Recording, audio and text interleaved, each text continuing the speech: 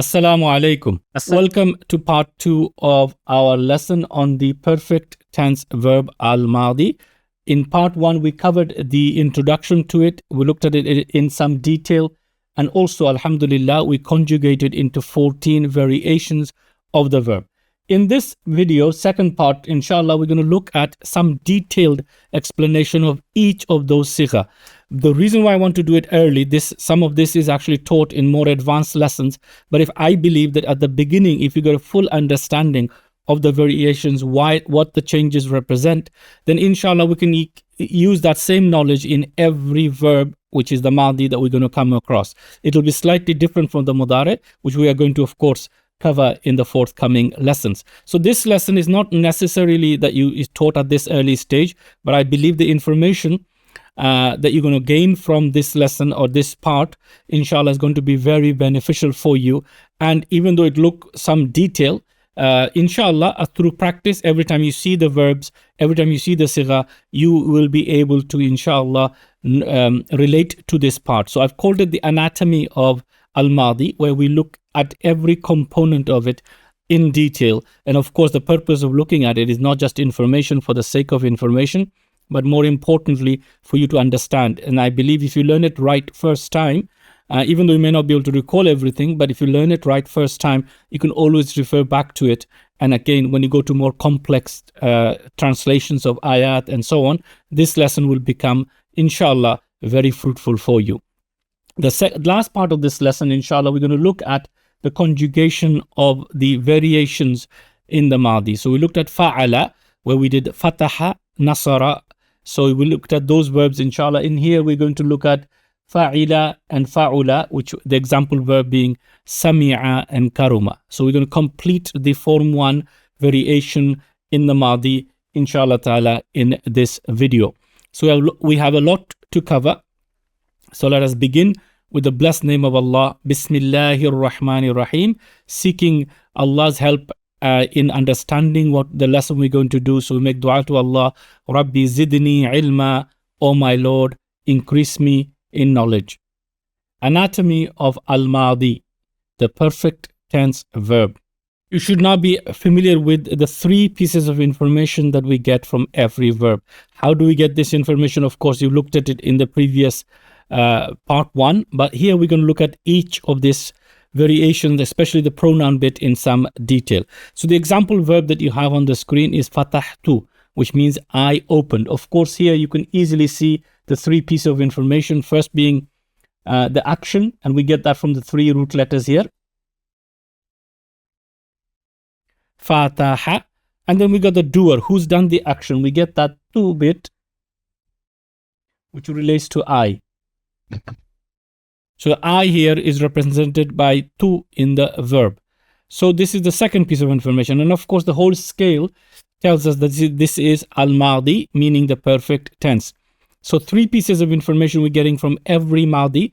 The action itself from the root, the doer by looking at the suffix at the end, and third, the tense, which is the whole shape of or the scale of the verb. So in order to understand this for every verb, we're going to look at this session, which is called the anatomy of the madi, in which we look at detail each of the variations for the 14 different ones that we have come across so far. So how do we recognize the madi verb? The answer is very simple. You look at the back end, the suffix of the verb. So the root will be at the beginning, and then at the end of the verb, there will be some additions. Not always, but there will be addition in all of them except for sighah number 1, which you can see here.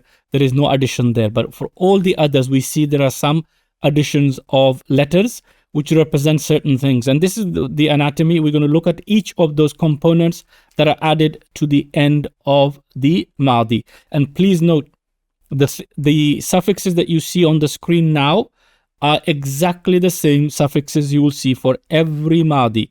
It does not matter whether it belongs to form 1, 2, 3, 4, or all of them. Okay, all of them will have these suffixes added for each corresponding verb. So you will see this across. And that is why investing a little bit of extra time now and learning this well will pay dividends in the future, inshallah.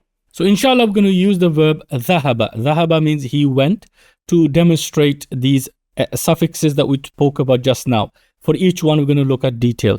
So the first one we have is number 1, which is dhahaba. Dhahaba means he went.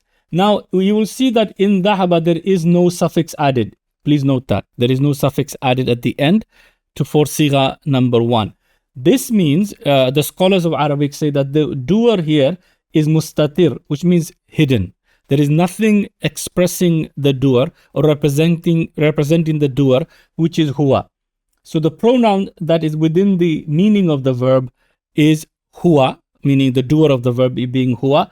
So anytime you see a verb in sigha number 1, dhahaba, he went. Dhahaba, he went. Fataha, he opened. Nasara, he helped. These are the 3 verbs we did earlier, inshallah ta'ala. So the first point to note is sigha number 1, he went. And of course, please note that in Arabic, we don't have a neutral gender. So it could be it went also. He or it is both the same pronoun in Arabic, huwa. So it is the base form also from which all the others are conjugated. If you know this one, you can easily add the suffixes that we spoke about earlier to every verb, every other sigha, I should say, that comes along and form your 14.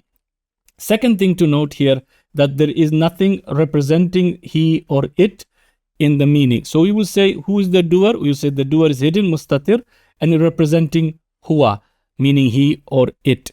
So dhahaba, he or it went. Then we have the most important point about sigha number 1, which please note is the subject of our next lesson, is that after this verb scale, number 1, sigha, is possible to have a external doer, and that's what we're going to be speaking about in the next lesson. I briefly mentioned it in the introduction. What I mean by that, here I'm saying he went, but if instead of saying he went, I want to say the student went, or the teacher went, or Hamid went, whoever, the noun that did the action, I will put it after number 1 if it's masculine. Again, we're going to cover that in detail in the next lesson, so I'm not going to go through great examples, but please be patient. So, but the external doer, i.e. where the doer is not a pronoun, has to be after number 1 if it's masculine. So this is why it's very important to note this one, and I've colored it in black just to make sure that it triggers your memory. So the first one, dhahaba, he went, meaning he or it did the action. And the other point to note, that there is nothing that representing the doer. And the third point to note, there's a possibility, not always, there's a possibility of a noun coming as a doer after number 1. So these are the 3 points about dhahaba or sigha number 1. Number 2 represents huma. Huma is masculine dual. So instead of saying huma then dhahaba, in Arabic you can simply say dhahaba with an alif elongation here, which makes it they two masculine went. Of course, the only suffix we have here is the alif. So the doer itself is the alif. So who's the doer here? You say alif. What does it represent? It represents huma. So here we have sigha number 2. They, masculine dual, went. Of course, it could be any other verb. And the doer here is alif represented by, or huma represented by the alif. So that's the addition. Please note the suffix there, alif, and alif is actually representing huma. The third verb that we're going to look at in the third person masculine range. So we have huwa and huma done. Now we're going to look at hum. Now on hum, you note there are 2 things in the suffix. I have the waw and the alif. The waw is my doer. The waw is the one that represents hum. What is the alif doing? As I briefly mentioned to you before, the alif is there to protect the waw being mistaken for another word, i.e. A and D. So they put an alif there so you know that this is dhahabu, they went. So of course the reason I explained earlier in the part 1, and it could be a dal, or it could be even a waw or some other letter that doesn't allow a letter to join afterwards. And in writing it could be confused with that waw of A and D. And therefore this alif is there for protection. So the 3 points to note here is that it represents sigha number 3, represents hum, and of course it is they, masculine plural, went. And again, plural in Arabic of course is 3 or more. The alif is called the alif of protection. So it's in a different color, so you can easily see it inshallah. So it's called the alif of protection. And protects the wow, which is the wow of plural. Okay? Wawul jama'ah. Please don't worry about that at this moment in time, this terminology. But it is the alif of protection. That's all you need to know. Aliful wuqaya, the alif of protection. It is again protecting it from being mistaken for A and D. And of course, the doer here is wow. So if anybody asks you who is the doer, you said the doer is wow, and it's representing whom, i.e. they, masculine, plural. So we have our three now. You can see dhahaba, he went. So it's same as saying huwa dhahaba, huma dhahaba, they two went, and hum dhahabu, they went. So we are representing the three pronouns. Of course, in Arabic, I don't need to say huwa, huma, hum, because that pronoun is embedded within the verb. And that's where I get my doer from. So that is your third person masculine done. The next three we have are the third person feminine. Of course, in the pronoun, we already know, should be hiya, huma, hunna. Hiya, huma, hunna. So hiya means she, huma means they two, hunna means they, three or more. So the first one we have is dhahabat, that it ends with a ta with sukun. This ta is not our doer.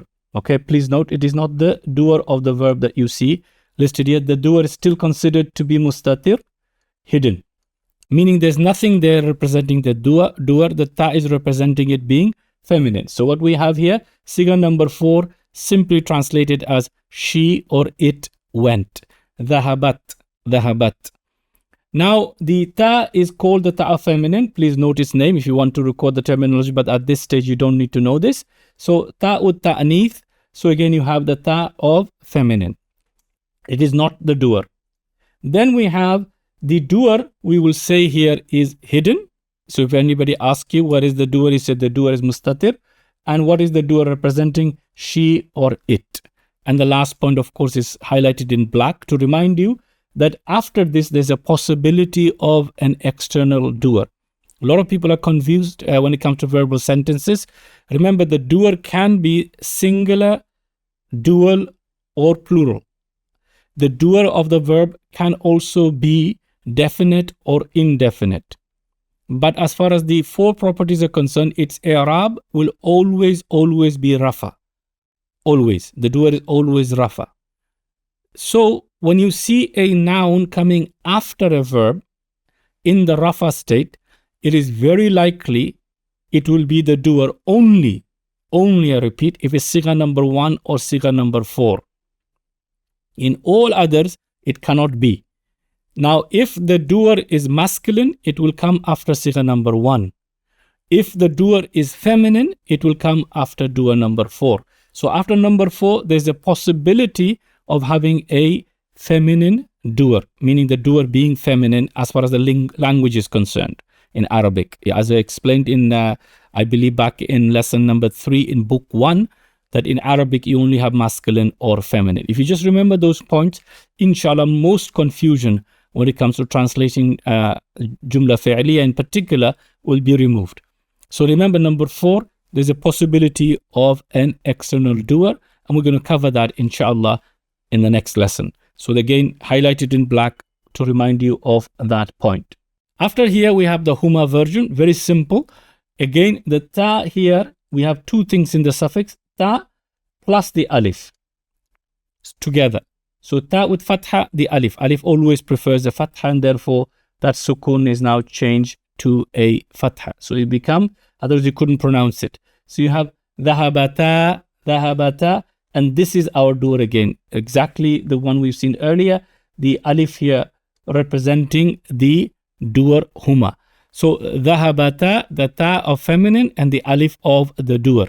So again, just to illustrate that point to you, huma is represented by alif. So who is my doer? Alif. And what is it representing? Huma. So when I translate, I will say dhahabata, they two feminine or females went. The hunna version, which is number 6 sighah, you will note hunna is here, and the addition we have is a noon with fatha, and that is your doer. That is representing hunna. So again, zahabna. Now, few points to note about this one. Of course, zahabna, they, female, plural, went. Plural is 3 or more. The other thing to note here, the na bit represents hunna. So again, I don't need to have a separate word here. Hunna is represented by na. And one very important point, from number 6 onwards, meaning this one and onwards, the root letter, the third one, it takes a sukoon. So it's not dhahabana, it's dhahabna. So make sure you read it correctly. They, female, plural, did the action. Here, dhahabna, they went. And it's really relatively easy from now to read them quite quickly and to memorize them. One of the reasons, I'll give you additional information, inshallah, for your information. Why does the third root letter take sukoon? Because from now on, all the doers, which are the suffixes, you will see they have a vowel sign on them afterwards, straight after. And therefore, they call them mutaharrik pronouns. Again, this is more advanced. No need to know, but it's useful to know. So from now on, you will see every number 7, 8, 9, 10, all of them will have the third root letter will be with a sukoon. And after that, you will get your doer. And again, there's no more hidden doers or anything to worry about. The rest are relatively easy, inshallah. So the 3 third-person feminine are dhahabat, dhahabata, dhahabna. And of course, all 6 of them will be dhahaba, dhahaba, dhahabu, dhahabat, dhahabata, dhahabna. Now we go to the second person, meaning you. Second person, as you know, there are 6 pronouns in Arabic for you, whereas in English we only have one you. So if you wanted to give the detail of the translation, you would have to put something in the bracket. Otherwise, you in English could mean singular, dual, plural, masculine, feminine, no difference. So in Arabic we have 6, in English we have you. So you note, please pay attention to what's in the brackets. So the first one we have after the 6 of the second we've done, third person. The 7th one is anta. Anta is very easy to remember. Anta dhahabta. Anta dhahabta. And it is this ta that is now our doer. So it's the only suffix. So ta is our doer and it's representing anta. Anta dhahabta. Again, as I said to you, from now on is sukoon here. So it's very easy to read also dhahabta. Dhahabta. Anta dhahabta. Your doer is ta, which is your fa'il. Next we have dhahabtuma. Now dhahabtuma is again very easy. Antuma dhahabtuma. Antuma dhahabtuma. And you can see that there is nothing here of surprise. Sukun here. And of course, the doer here being tuma. What is your doer? Tuma representing antuma. And the third, again, very simple. Antum dhahabtum. Antum dhahabtum. What is my suffix? Tum. What is the doer? Tum. Tum representing antum. Dhahabtum. You, masculine plural, meaning all of you, went. All of you went. Again, very, very simple from now on, inshallah. So I'll quickly mention them for you, just for you to note. So ta, tuma, tum are representing directly anta, antuma, antum. And that's, again, you see that as I repeat, in every madi, it will be exactly the same suffixes. So for the second person, anti, antuma, antum version, again, very, very simple. You have anti, dhahabti. T is your suffix, T is your doer. So what is the doer? T representing anti, dhahabti. You, female, singular, went. The same for tuma, antuma. The addition is tuma, tuma representing antuma. And of course, it is feminine, dual. Feminine, dual. So it's dhahabti, dhahabtuma, tuma. So exactly the same, very easy to remember, and inshallah ta'ala connect between the two. The last being antunna, represented by dhahabtunna. So the suffix is tunna, which is your fa'il, the doer, antunna represented here. They, you, female plural, not they, you, female plural, went. And that is your sighah number 12. So we have now the 12 of them covered. And so the 6 which are representing second person, i.e. you version in English, are Dhahabta, you went. Dhahabtuma, you two went. Dhahabtum, you masculine plural went. And for the feminine, dhahabti, dhahabtuma, dhahabtunna. So again, you can see, inshallah ta'ala, how easy it is that the 6 very sound similar to the pronouns, so they're easy to recall and remember. So the first column shows you the suffix and exactly the same, so it means the doer is that, inshallah ta'ala. So that's your 6. Only 2 remaining now for I and we.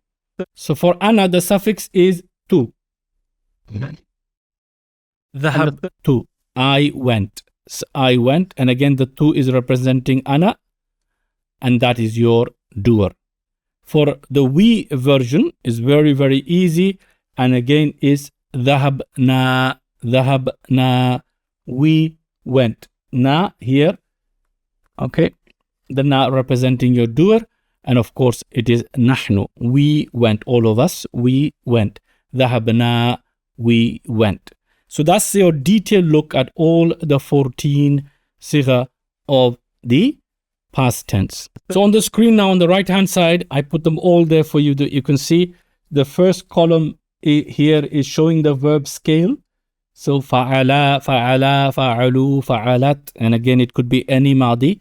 And the second one showing what suffix there are. There is nothing here. And it's the third one telling you who the doer is. Who the doer is. Again, you'll see it very soon, inshallah, why I'm going through it so slowly and so meticulously. Why? Because translation will become very easy for you. For any madi, inshallah, you'll know exactly how to translate.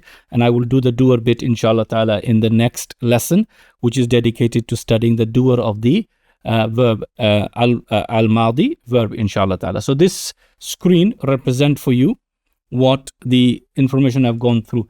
Just a few quick points for you to note. Again, I will be reminding you of all of these. So please note, after number 6, all of them will take sukoon. So is number 6 included? The third root letter takes sukoon. So reading it becomes very easy when you come to conjugation. So for example, let me give you one so I can illustrate for you. Fataha. So you can see here, fataha, fataha, there, fatahu, fatahat. Okay. Fatahata, fatahna. And from there I can say it very quickly. Fatahna, fatahna. Fatahta, fatahtuma, fatahtum, fatahti, fatahtuma, fatahtunna, fatahtu, fatahna. So you can see here, alhamdulillah, is like almost a rhythm, very easy, and that's how you need to practice it. And if you've done 3 or 4 verbs, inshallah ta'ala, if you invested into lifetime learning, and it will be there for you forever. Just note in the pronunciation, this one is na. There is no elongation, whereas this is na.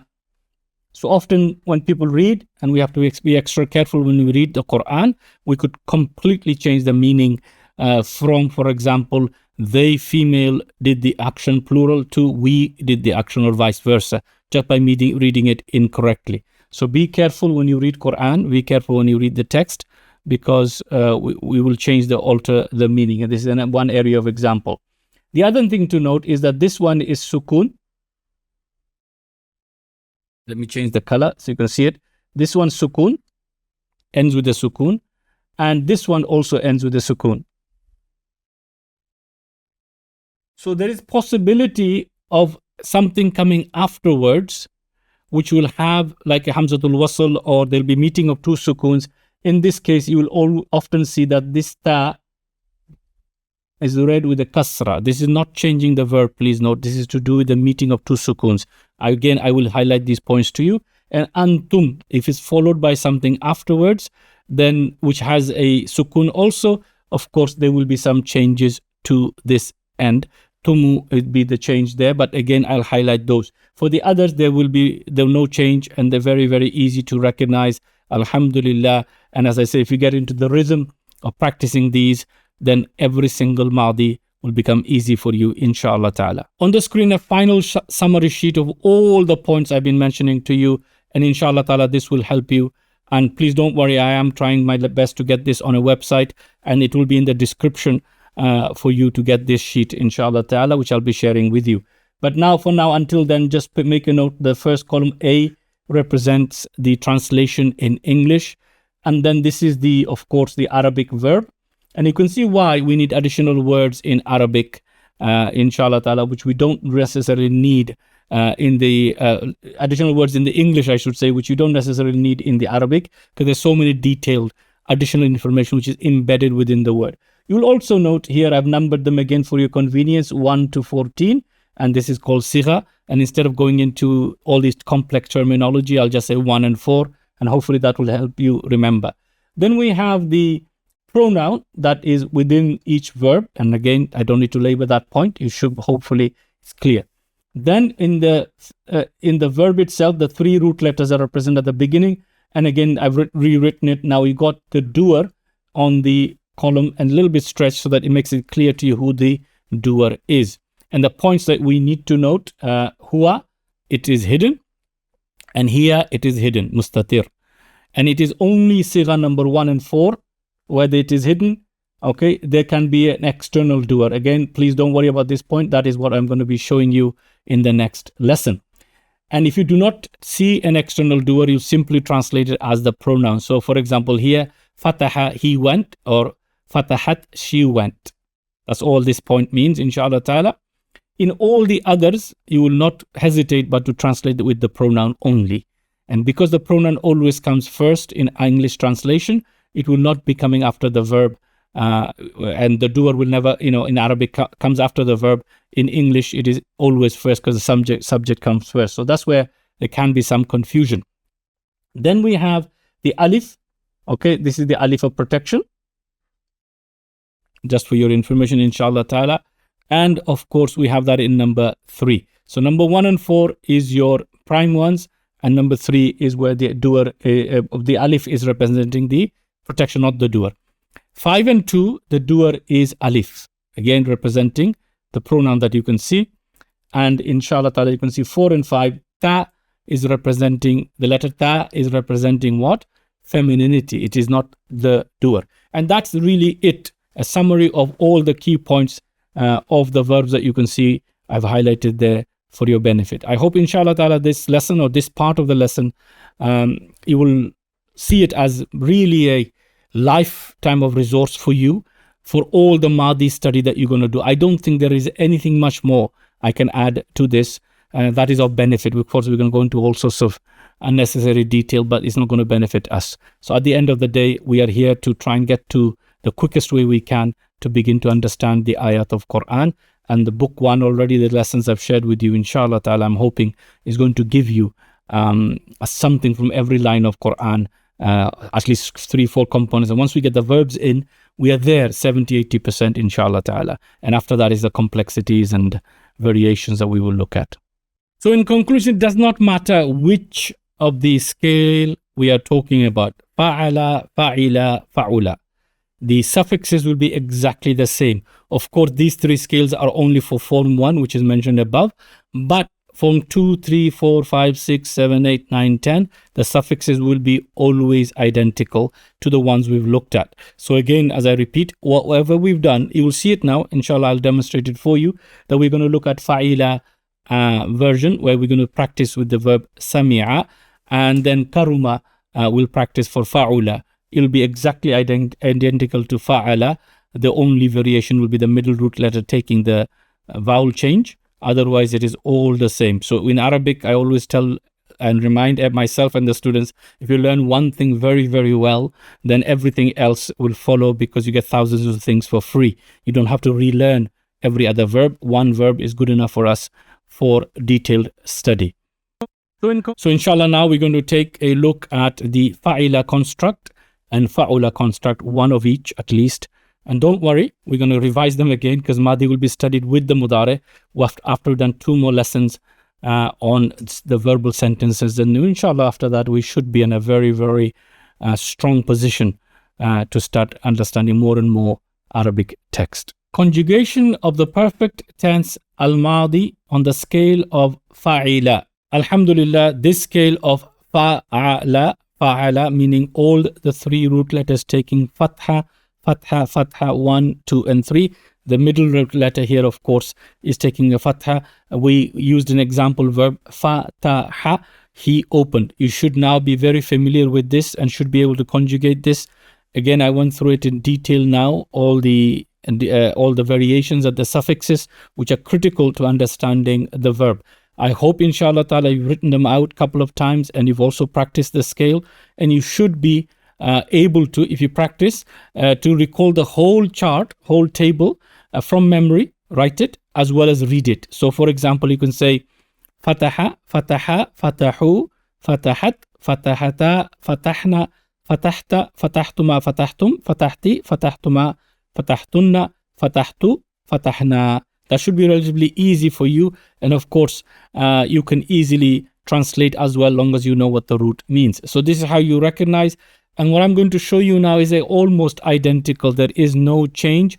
All we are doing is adding the same suffixes that we're already familiar with, that you can see here, to the scale of fa'ila. So let me give you the example of the scale. We have fa'ila at the top. You can see the ain, the second root letter, is taking a kasra. The example verb I'm going to use is ain, lam, and mim, which is the root that you can see here. And what we need to note is the first root letter takes a fatha, the last one takes a fatha. Here is the variation. In the middle root letter is taking a kasra. So we have alima, alima, not alama, alima, alima. Alima means he knew, he or it knew. So we're going to fill the 14 here, inshallah, and you're going to see there is no difference than what we have done previously with all the other fa'ala scales.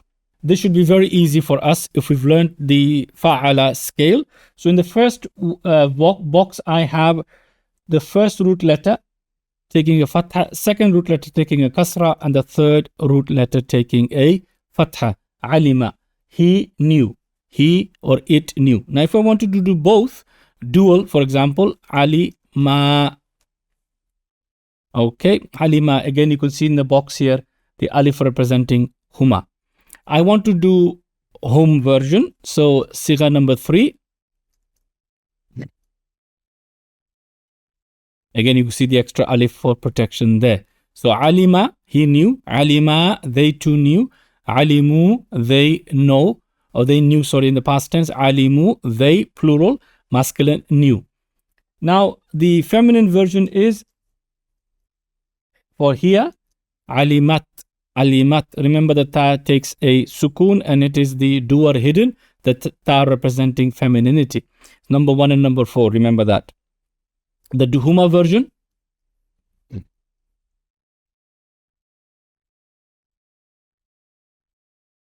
alimata. And of course, for the hunna version, we have alimna, alimna. Again, for the anta version,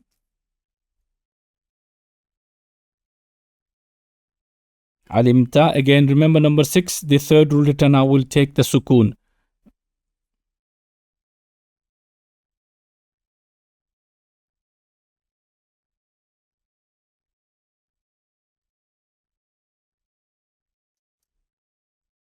So we have alimta, anta alimta, antuma alimtuma, and antum alimtum. So again, you can see all of them from number 6 taking sukun, and all I'm doing is adding the suffix as the doer, and the rest of them are very, very easy. So the anti version is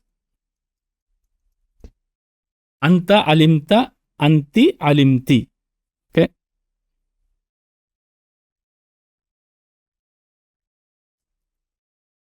Alimtuma.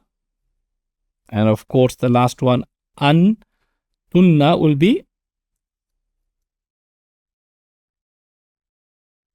alimtunna, alimtunna. Note the sukun on the third root letter from number 6 all the way down. And of course, they're all easy. Alimtu. And lastly, alimna. Again, all 14 of them conjugated very easily. So if you do one, the rest are easy. All we're doing here is variation by adding the kasra on the middle root letter, everything else being fixed. I prepared on the screen for you the colored version so that you can see the same principles. Inshallah ta'ala, hopefully these colors will help you get the knowledge inside your heart and your mind, inshallah. So you can see here now exactly the same as the fa'ala pattern with fataha, with dhahaba, with nasara. You can see the same here with fa'ila. There is really no drama now, nothing different except for the second root letter taking the kasra. So it's understanding the scale, recognizing the scale. That's all we need to do. And then any verb that comes on the alima pattern, there's many fa'ila pattern. There will be, for example, rahima, there is sami'a, and all of them. We will see them, inshallah ta'ala, a little bit more detail later. But if you practice one, you'll get them all. So practice, practice, practice. Read from by looking a couple of times, so until it becomes in your memory. Write at least once or twice down in this order, inshallah ta'ala. And then once you've written it a couple of times, said it a couple of times, you should be able to do it, inshallah, with from memory. And I would advise you all to practice with some break in between. Don't try to do it all in one go. So for example, read a couple of times, take a break, next day or 3 hours after, read again, take a break, and then that's the way to do it. And the same thing with writing. Don't write 10 times in one go. Write once, next day, next hour, and 3 hours, whatever, again and again. And after you've done a couple of times in this cycle, inshallah ta'ala, you will be able to just go out, read them at bullet speed, inshallah ta'ala. So practice, practice, practice. Conjugation of al-madi on the scale of fa'ula. We're going to conjugate now the scale of fa'ula. Again, please note, all that's happening is the middle root letter taking a dhamma, which you can see here, inshallah, fa'ula. And the suffixes will be exactly identical. Now, this scale, fa'ula, with the middle root letter taking dhamma, is very rare. There are only few verbs that you're likely to come across which takes this scale, and the verbs are rarely used. Is more the derived nouns. That is why in the introduction I mentioned about derived nouns on this scale. So for example, Kareem, noble, comes from this scale. So it's very, very rare. So we don't really need to spend a lot of time practicing it, but in theory there is no difference here, and nothing really to worry about. So I've only used one example here, karuma, and you can see here fa'ula, he was noble. And Kareem means somebody who's noble. We will look at the noun derivation, inshallah ta'ala, in coming lessons. It's a bit too early for that. But for now, we're going to complete this table for karuma. And because it's very rare, we just need to show you one examples with it, inshallah ta'ala. So please pay attention to the conjugation. I'm going to just read them out to you. So let's begin. The first one, huwa, is karuma. Like you can see here, karuma. There's nothing new. All I'm doing is the second root letter taking a dhamma. Then it's karuma, karumu, karumat, karumata, karumna, karumta, karumtuma, karumtum, karumti, karumtuma, karumtunna, karumtu, karumna. Again, just practice it once, inshallah ta'ala, the nouns from this scale, but it is there, and that is why I include it. It's quite important. When we look at the mudari, I'll show you the link between them, inshallah ta'ala. But this particular scale with the madi, where the middle root letter takes a dhamma, are very few verbs. And they're also being colored here for your convenience, so you can see the same principle happening again. If you learned the first scale well, there is nothing new here for us to concern about. So in conclusion, my dear brothers and sisters in Islam, whether it is the fa'ala, whether it is the fa'ila, whether it is the fa'ula scale, you can see the conjugation is identical in all the way through, the only difference being the first, the middle root letter taking a fatha, zabar, dhamma, kasra, zer, or dhamma, pesh. One of the three variations. Others exactly the same. The suffix is exactly the same. The sighahs are the same. They would rhyme if we were to read them all out one next to the other. The other point, inshallah, which we will see later, whether it is form 2, form 3, 4, 5, 6, 7, 8, 9, 10, all the way that you want to go, all of them will have the same suffixes for the madi. Please note, mudari is different. We will learn the scale of mudari in the same focus as we're learning the madi, because that's a bit more detailed. But if you learn this one well, you got the idea of the sighah, the rest is relatively easy. So please note this down, the three that are there, all conjugated for our benefit, inshallah ta'ala. By the grace of Allah Azza wa Jal, we have completed all that I wanted to cover with you for the madi. We learned about it in detail. It's the perfect tense, the tense, how it works, and so on. We covered the 14 different sighah, the 14 variation, each one about each pronoun in Arabic. We also covered a detailed analysis of the entire 14 verbs and all the variation that occurs, what they are and how they are used and what the pronoun is, etc. And of course, we covered the last point, which was the 3 different variations of form 1. What I've taught you, I repeat again, everything that you've learned in this lesson, and that is the reason why I wanted to make it comprehensive, is equally applicable to all other madis that you're going to study.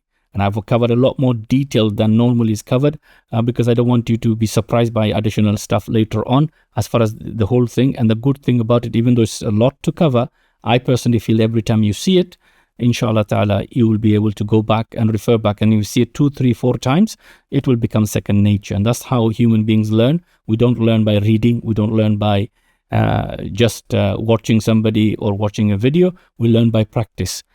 Before that, of course, is the initial state for understanding, but actual learning takes place through practice. So inshallah, that's where we're going to focus. As a result, in the next lesson, I'm not going to go to the second type of verb, which is the mudari. I'm going to go to some details of how verbal sentences work so we can practice what we have learned.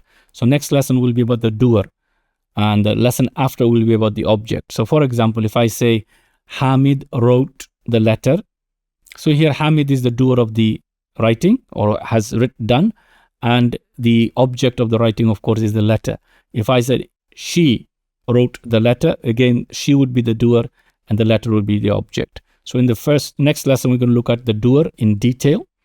And then lesson after, we're going to look at the object. Of course, there are different types of objects, but we're going to be looking at the direct object. I found this method a lot better because the quicker you get to understanding how verbs work, inshallah ta'ala, you can start practicing with proper text. When I say proper text, I mean actual text from either ayat of Qur'an, hadith, or even any classical Arabic or even modern standard Arabic. You can make a lot more progress, inshallah ta'ala, this way. So may Allah subhanahu wa ta'ala grant us tawfiq to continue. May Allah grant us tawfiq to be determined to put the time and the effort necessary to be able to learn, inshallah ta'ala. And as I'm hoping you are convinced now slowly that it is not as difficult as it has been made, and as you have thought, and how shaitan has influenced us, we got to put our trust in Allah, keep on making dua. Rabbi zidni ilma, oh my Lord, increase me in knowledge, and Allah subhanahu wa ta'ala in His infinite mercy will make it easy for us. So again, I thank you all for your support and your messages. Jazakumullahu khairan. Do kindly like, share, and also subscribe, and try to encourage the ummah at large. The more of you make comment and add subscription, inshallah, more Muslims will find this resource, or anybody else who wants to learn Arabic, inshallah ta'ala, and it will help to spread the dawah and spread the message. So again, I want to thank you for your support and all your positive messages, encouragements, du'as that you're sending me, and support that you're sending to the channel. May Allah bless you with the very best in this world and the hereafter. Please make dua for me that I can find the time, the resources, and the focus necessary to deliver the lessons in the best way possible. Until the next lesson, Assalamu alaikum wa rahmatullahi wa barakatuhu. May Allah subhanahu wa ta'ala bless you with the very best in this world and in the hereafter.